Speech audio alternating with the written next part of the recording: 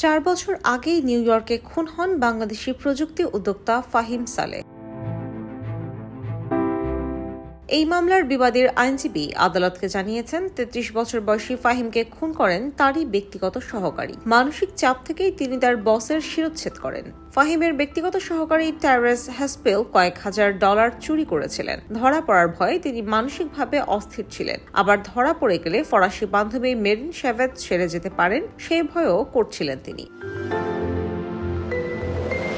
বিবাদীর আইনজীবী Sam Roberts Manhattan supreme কোর্টের বিচারকদের বলেন, এই পরিস্থিতিতে পড়েই হ্যাসপেল ঘটনার দিন ফাহিম সালের অ্যাপার্টমেন্টে যান। সেখানে তাকে ছুরিকাঘাতে হত্যা করেন। লোয়ার ইস্ট সাইড অবস্থিত ফাহিমের ওই বাড়ির দাম $2.4 মিলিয়ন। আইনজীবী রবার্টস 12 সদস্যের জুরিকে বোঝানোর চেষ্টা করেন হ্যাসপেল চরম মানসিক অস্থিরতায় ভুগছিলেন, যা তাকে হত্যাকাণ্ডের দিকে পরিচালিত করে। হ্যাসপেলের ভয় ছিল প্রেমিকা মেরিন শেভেজ যদি তার $400,000 চুরির কথা জেনে ফেলেন তাহলে তাকে ছেড়ে চলে যাবেন। এই পরিস্থিতিতে তার সামনে ছিল দুটি বিকল্প, একটি আত্মহত্যা নয়তো হত্যা। আইনজীবী বলেন হ্যাসপেল পরের বিকল্পটি বেছে নেন।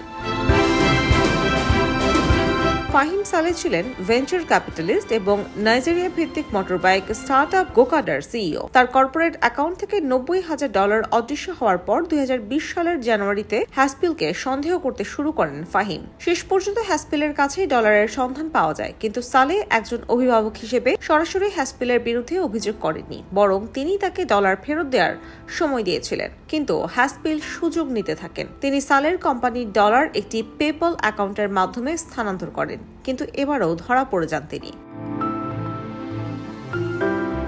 ম্যানহাটনের সহকারী জেলা অ্যাটর্নি লিন্ডা ফোর্ড আদালতকে জানান, এরপর হ্যাসপেল লাশ এবং অর্থের লেনদেন গোপন করার পরিকল্পনা আঁটেন। হ্যাসপেল লাশ ও রক্ত পরিষ্কার করার জন্য একটি দোকান থেকে কিছু জিনিসপত্র কিনেছিলেন। বাড়ি থেকে সেই দোকানে যাতায়াতের ভাড়া মিটিয়েছিলেন সালের ক্রেডিট কার্ড ব্যবহার করে। হত্যাকাণ্ডের বর্ণনায় কৌশলীরা বলেছেন হ্যাসপেল মুখোশ পরে সালের বাড়িতে যান, এরপর টেজার দিয়ে তাকে অচেতন করে ছুরিকাঘাত করেন। পরদিন মৃতদেহটি টুকরো টুকরো করেন এবং মাথা বিচ্ছিন্ন করেন। হত্যার পর হ্যাসপেল ভ্যাকুয়াম ক্লিনার দিয়ে ঘর পরিষ্কার করেন, তবে একটি অ্যান্টিফেলন ডিস্ক সেখানে রয়ে যায়। পরে আইন শৃঙ্খলা রক্ষাকারী বাহিনী সেটি উদ্ধার করে। ডিস্কটিতে থাকার নাম্বারটি টেসারের সঙ্গে মিলে যায়। হত্যাকাণ্ডের 1 মাস আগে তার ব্রুকলিনের ঠিকানা থেকে তিনি সেটি অর্ডার করেছিলেন।